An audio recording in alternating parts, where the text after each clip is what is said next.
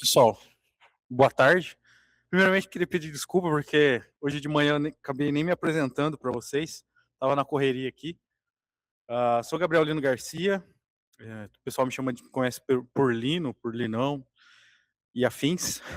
Atualmente eu faço doutorado aqui na Unesp com o João Paulo Papa. E a minha pesquisa em si, ela não tem um ponto fixo, vamos dizer assim. Ela vai ser mais uma coletânea de artigos, dado o contexto médico brasileiro, que é muito amplo e tem uma, uma vasta, é, tem muitas camadas para a gente explorar. Então, o objetivo principal do meu doutorado em si é fazer realmente uma coletânea de artigos ali, envolvendo adaptação, avaliação e confiabilidade de SLMs e modelos multimodais médicos em português brasileiro, tá bom? Bom, vamos lá. Acho que antes de mais nada, né, a gente precisa entender o peso, né, das LLMs e SLMs que a gente tem hoje em dia. As LLMs praticamente mudaram, né, toda a estrutura que a gente tinha em relação a texto e por, por elas serem gigantes, né, muitas das vezes a gente não tinha recurso computacional e hoje em dia a gente não tem ainda recurso computacional para executar, treinar e afins, né? E aí por isso, né, surgiram os modelos mais compactos, né, os SLMs, e as arquiteturas multimodais também vem crescendo bastante nos últimos anos ali, principalmente relacionado à medicina, né? Então a gente tem diversas aplicações envolvendo LLMs, SLMs, assim por diante. Temos suporte à decisão médica ali, geração de relatórios clínicos, a parte de detecção de dispositivos médicos em imagens e assim por diante, né? Então a gente tem diversos tipos de aplicações envolvendo LLM, SLM e arquiteturas multimodais. Bom, mas nem tudo são flores, né?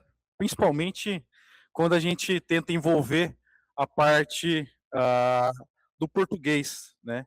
Então, acho que o primeiro de tudo, né, é a gente entender que a maioria dos modelos que a gente chama de estado da arte são é, majoritariamente treinados em inglês, em chinês, onde a parcela do português é muito pequena. Por mais que o português ele seja falado por milhões de pessoas aí ao redor do mundo, é muito pequeno próximo se a gente comparar ao inglês, né, que praticamente o mundo inteiro fala, ou um próprio chinês, né. Então isso acaba sendo um problema bem crítico para a gente, né. A disponibilidade de recurso também é algo bem complexo, não só aqui no laboratório, mas outros laboratórios e empresas assim por diante também. E também a gente tem uma certa dificuldade, né, na parte de avaliação desses modelos, principalmente porque a gente trabalha na área médica, né, a gente sabe que não basta um modelo só falar bem o português, por exemplo. Ele tem que ter uma nuance muito bem ah, calibrada, né, para acabar não cometendo um erro, né, um erro grave ali, tá? Então a gente tem diversas dificuldades nesse sentido, né? A de adaptação de domínio também é um deles, porque muitas das vezes o pessoal acha que é só jogar o dado lá, fazer um fine tune e a mágica tá feita, e vocês vão ver aqui que não é bem assim, tá? Bom, dado esses problemas, né, a gente vem para nossa questão central. Como que a gente pode adaptar, avaliar e tornar confiável SLMs e modelos multimodais em português brasileiro? E dentro dessa questão global, a gente pode subcategorizar certas coisas, né? Então, primeiro, como que a gente vai adaptar esses modelos, né, esses modelos generalistas para o domínio médico? Depois, como que a gente vai avaliar eles clinicamente?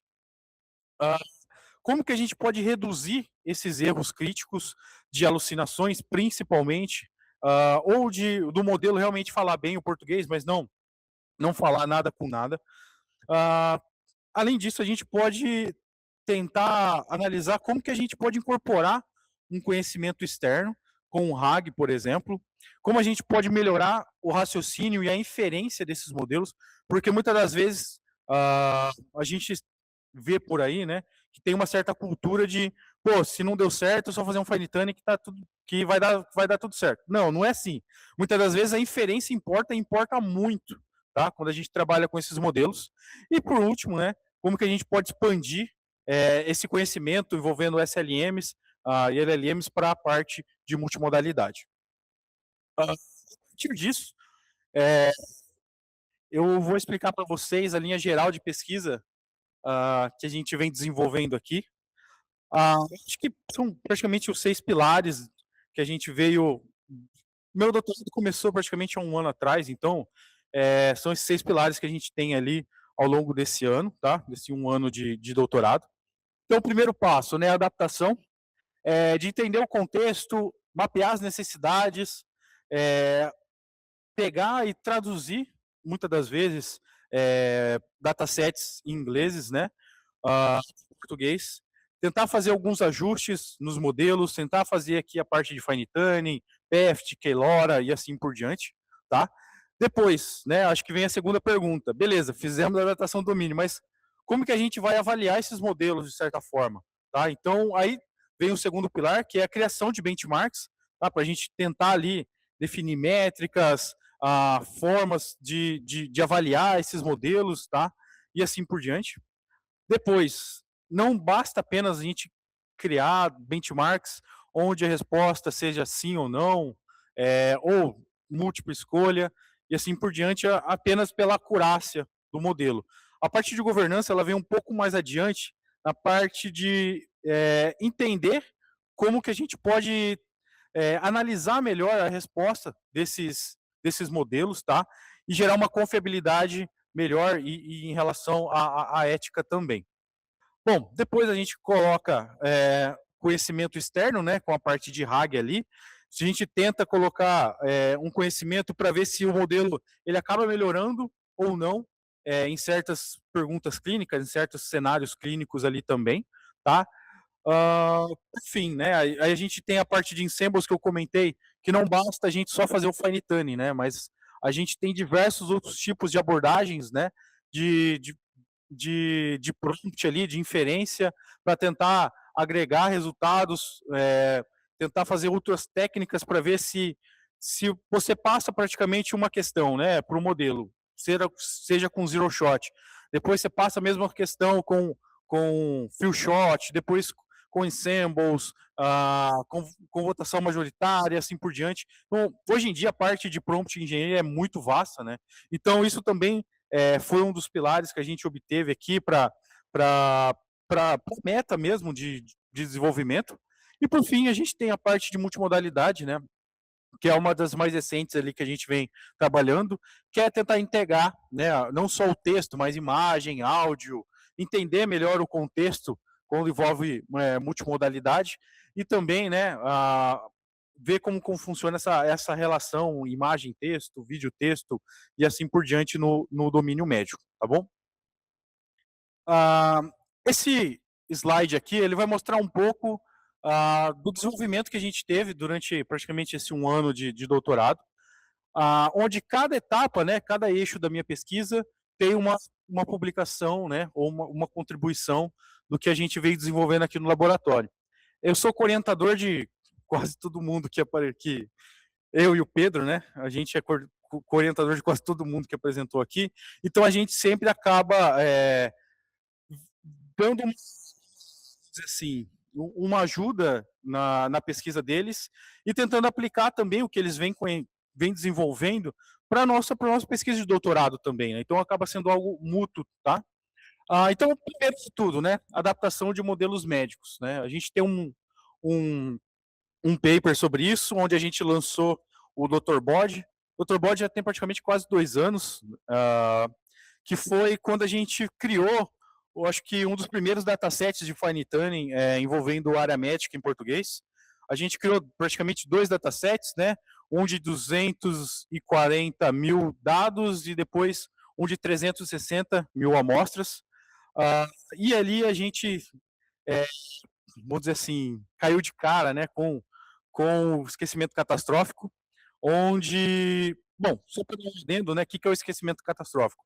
É praticamente você inserir dados, né, você faz o fine tuning especializado, você pega um modelo, pô, eu quero especializar, fazer com que ele fique especializado em domínio médico. E aí ele acaba esquecendo coisas que ele já tinha anteriormente, conhecimento que ele já tinha ali primordialmente, né? Então, em um dos testes que a gente fez, né, ele praticamente não começou a escrever abobrinha só, não conseguia falar nada com nada, e aí a gente viu que não era só apenas pegar os dados médicos e colocar ali, a gente tinha que colocar dados gerais também, para que isso não acontecesse. Isso, assim, antes do Quen, tá? Isso foi antes do Quen. Um dos melhores que a gente tinha na época era o Internal LM2, que é um modelo chinês também, e que tinha dados médicos no seu pré-treinamento, então esse foi um dos requisitos que a gente utilizou ele, e mesmo assim ele saiu melhor do que a parte de Fine Tuning. Ah, já para a nossa segunda etapa, né, de benchmark e avaliação clínica, a gente tem 2 artigos publicados e tem um terceiro, se Deus quiser, logo sai, ah, onde a gente criou um benchmark em português chamado Dr. Body Bench. O objetivo desse benchmark foi a gente pegar e extrair provas da FUVEST, do INEP. Então, eram provas onde o pessoal terminava a medicina, né? Eles faziam a prova de residência para especialidades, entre aspas, tá? Bem a grosso modo, é como se fosse uma OAB para os advogados. Então, eram provas abertas e tudo mais, onde a gente conseguiu extrair algumas informações ali. Depois disso, a gente conseguiu pegar e extrair informações das provas do ENAMED, que foram recém-publicadas. Acho que vocês sabem, né? A maioria das universidades aí de medicina tiveram um desempenho pífio nessa prova, então a gente conseguiu também pegar essas informações e trabalhar em cima delas. E tem um outro que está em desenvolvimento aí, está em análise, né? A gente submeteu recentemente, que é a expansão do Dr. Body Bench. O Dr. Body Bench ele tem hoje cerca de 1.200 questões. E nesse novo dataset que a gente está propondo, a gente praticamente faz mais de vezes 10, né? Hoje em dia, ele tem 11 mil e pouquinho. Além de, a gente conseguiu também desenvolver dataset médico envolvendo provas discursivas. Então, não é só a parte múltipla escolha que a gente está batendo de frente, mas a parte discursiva também, porque a parte discursiva também é muito importante, né? A parte de avaliação. Bom, então, para o nosso terceiro pilar, né, que é a governança e confiabilidade, a gente trabalhou com a parte do Explainable AI, onde a gente fez experimentos ali, né, de classificação de texto médico para mostrar mais transparência ali nas classificações. Então, aqui vem, né, um pouco de tudo aquilo que eu já venho comentando, que não basta apenas o modelo saber o português e ser bom, por exemplo, em perguntas de múltipla escolha, né? Muitas das vezes o modelo é bom, mas quando você faz uma pergunta e pede uma justificativa, aí estragou tudo. Ele pode até acertar a alternativa, mas a justificativa é sem pé nem cabeça. E aí a gente tem essa preocupação, até um pouco do doutorado do Pedro é voltado para essa área também. E o do Mariano, né, a parte de Explainable AI. Então a gente juntou forças ali para entender melhor essa área envolvendo a explicabilidade de respostas ali em classificação de texto médico. Bom, depois a gente tem a parte do RAG clínico. Esse é um pouco mais recente, a gente praticamente pegou mais de 7 mil bulas de remédio e a gente testou em 2 cenários. A gente pegou vários tipos de RAG simples, RAG Fusion, Adaptive RAG, Agente RAG, e assim por diante. Foram diversos tipos de metodologia de RAG. E a gente, dado essas 7 mil bulas, né, a gente viu que quando as perguntas eram factuais, ou seja, que era explícito e tinha essa informação explícita ali nas bulas, o RAG ajudou muito, ajudou muito. Porém, quando as perguntas eram mais complexas, o RAG acabou que a gente chama de viés de ancoragem. O que acontecia? Ele começava bem, respondendo bem, só que como o retrieval pegava muita informação, ele acabava dando uma resposta errada. Então a gente acabou chamando isso chamado de viés de ancoragem, né? Onde a gente coloca o contexto E é isso, esse contexto acaba atrapalhando a resposta final do modelo. A gente tem a parte de inferência em Symbols, né, que a gente utilizou o MedPrompt. Eu acho que a Ana Lara já deve ter explicado mais a fundo, né, mas o objetivo aqui era avaliar a parte dos prompts ali, com o Chain of Thought, tem a parte de votação majoritária e tudo mais. Isso impacta muito, né, porque isso mostrou pra gente que a gente, modificando o prompt ali, né, a gente conseguiu um desempenho bem legal, dado o baseline.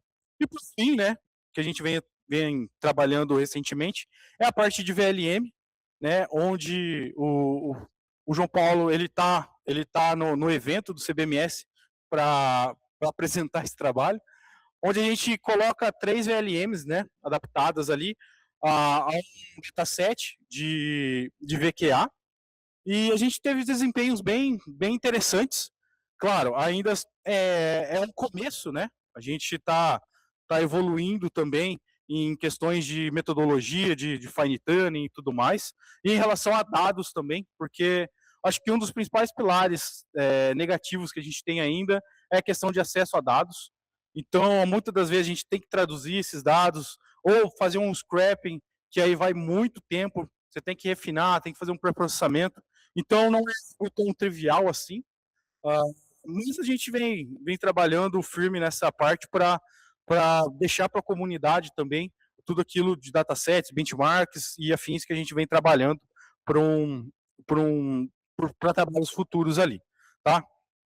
Bom, então, dado as conclusões, né, do meu doutorado até então, nesse praticamente um ano aí, ah, a gente vem trabalhando com SLMs, né? E assim, a maioria das vezes a gente acha que a adaptação realmente vai fazer uma diferença brusca e às vezes não.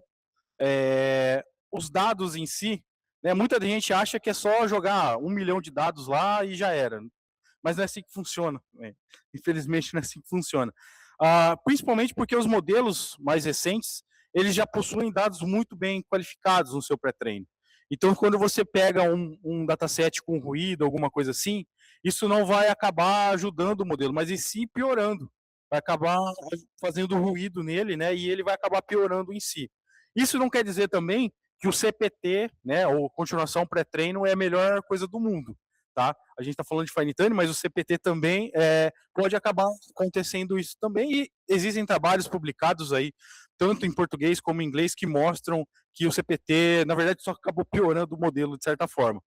Ah, então, o fine tuning isolado não vai garantir uma robustez clínica em relação aos modelos. Uma avaliação médica, né, em relação a benchmarks e métricas específicas é fundamental, tá? Principalmente na área médica, onde qualquer deslize do modelo pode acabar gerando um erro bem grave. Estratégias como o RAG, né, e Ensembles, eles melhoram a factualidade e raciocínio do modelo, mas não quer dizer que seja a solução de tudo, tá? Então são casos a casos ali. E os modelos multimodais, né, pequenos que a gente vem desenvolvendo e vem analisando, estudando aí, que o pessoal vem publicando, eles apresentam um bom potencial clínico ali para desenvolvimento futuro também. Bom, em relação aos trabalhos futuros, né, já falando deles, a gente vem trabalhando com agentes clínicos multimodais. É um dos temas que vem crescendo, né? A parte de agentes ali é uma das coisas que vem desenvolvendo muito rápido. A parte de RAG multimodal é algo que a gente pretende explorar também. O alignment, né? Eu acho que essa já vem um pouco linkado ali a parte do João Mariano, doutorado dele ali, para entender melhor as respostas, né? Dar uma segurança melhor em relação ao uso desses modelos. Avaliação com especialistas humanos. A gente, no nosso primeiro paper, né, do Dr. Bode, a gente utilizou uma plataforma para entrevistar médicos e ver, fazer com que eles avaliassem as respostas do Dr. Bode e outros modelos. E a gente descobriu que os vários médicos possuem opiniões distintas, assim. E na verdade não eram poucos, eram muito distintas. Tanto é que um médico dava nota 1 para uma coisa e dava nota 10 para a mesma coisa. Assim, só mudava um contexto ou outro, ele era bem discrepante, né? Aí você pegava o médico 2, por exemplo, em vez de ele dar 1, ele dava 5, aí no outro ele dava 0. Aí você fala, pô, mas não faz sentido. Então, tem algumas coisas em relação a especialistas humanos que é bem complicado, mas é algo extremamente fundamental, né? A gente vem buscando parcerias aí com, com Unimed, Einstein, assim por diante, para ajudar a gente nessa questão da avaliação, tá? A parte de explicabilidade multimodal, que é algo que a gente quer ver um pouco mais lá para frente, né, tentar expandir também isso para a parte multimodal, e integração de ambientes hospitalares, né? Eu acho que nada mais justo do que tudo que a gente vem trabalhando aqui, a gente consiga implementar, né, no ambiente real e ver na prática, né, como ocorre tudo isso que a gente vem desenvolvendo aqui. Bom, gente, eu acho que é isso, tá? Muito obrigado pela atenção. Fico à disposição se alguém tiver alguma uma questão. Obrigado, viu?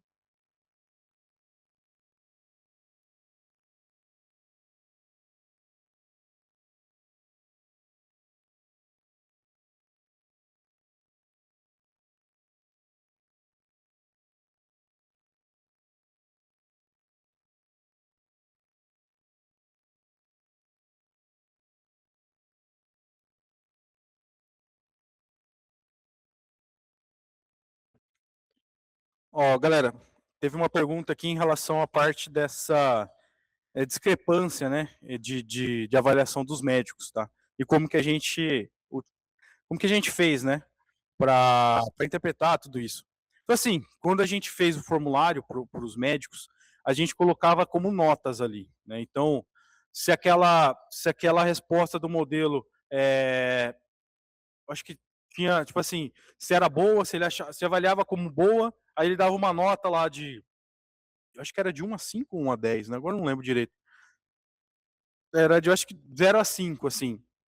E aí a gente tinha alguns quesitos, se aquela resposta era segura ou não, se aquela resposta tinha algo, vamos dizer assim, controverso, que a maioria, os modelos em si, eles poderiam escrever muito bonito, só que ele poderia ter alguma questão ali, né, alguma palavra ou outra, e que ele acabava se contradizendo. Eu acho que vai até um pouco na linha da resposta que o Pedro deu aqui pro rapaz, de que, assim, na verdade, o max tokens, ou a limitação ali pelo max len, muitas das vezes acabava até atrapalhando a geração do modelo em si, porque ele acabava, entre aspas, tá? Não vou dizer que são todos, mas alguns modelos acabavam interpretando aquilo como se ele fosse obrigado a responder mais vezes, até dar aquele limite, por exemplo. Então ele acabava repetindo várias vezes a informação e tudo mais.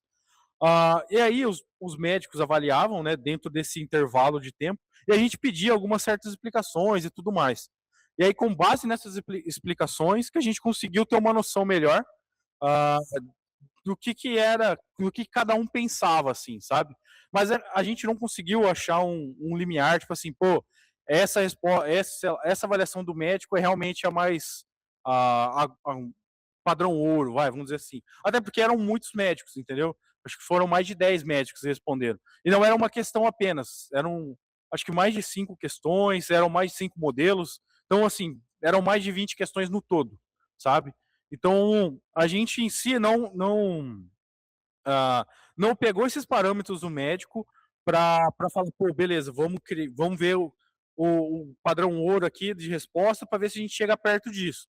Não, foi mais para avaliar as respostas que os nossos modelos estavam dando, dadas aquelas questões ali, entendeu? Então, tipo assim, a gente não fez um levantamento, pô, tá certo ou tá errado, sabe? A gente só pegou isso como uma avaliação também através de outras métricas. A gente avaliou tanto com a Curace, com o F1 Score, com LLMs Adjudge e tudo mais, mas a gente também acrescentou a parte de avaliação humana. Beleza?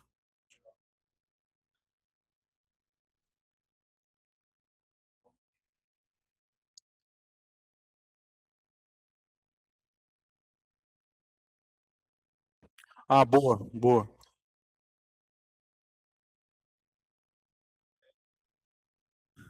O Pedro está comentando aqui, né, que no artigo também a gente fez o grau de concordância entre os médicos, né?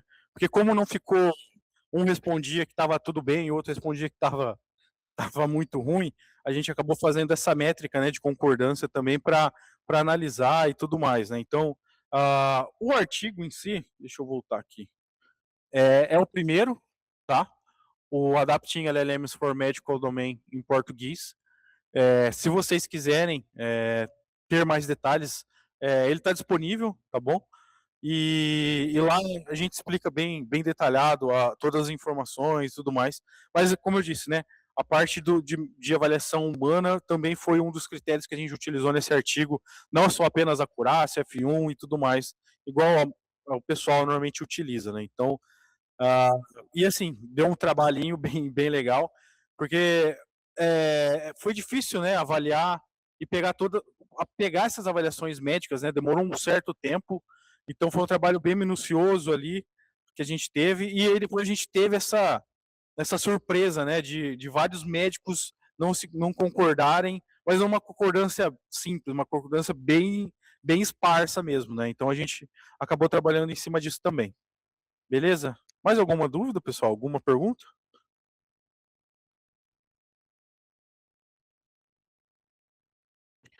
Fechou então. Pessoal, é isso, tá?